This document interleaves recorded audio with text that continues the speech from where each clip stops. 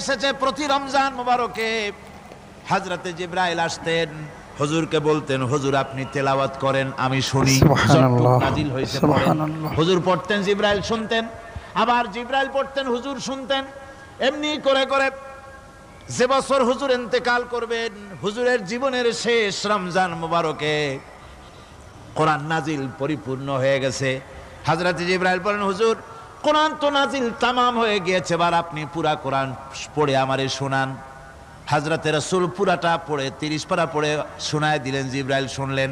এবার জিবরাইল বলেন হুজুর আমি তেলাওয়াত করতেছি আপনি শোনেন। হযরতে জিবরাইল 30 পারা পড়লেন, হুজুর শুনলেন। আবার হযরত জিবরাইল বলেন হুজুর এবার আবার আপনি পড়েন।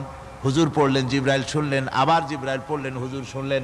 তার মানে হলো হুজুর যে বছর ইন্তেকাল করলেন ওই বছরের রমজান মোবারকে হযরত জিবরাইল 2 বার পড়েছেন, হুজুর শুনেছেন, আর হুজুর 2 বার পড়েছেন।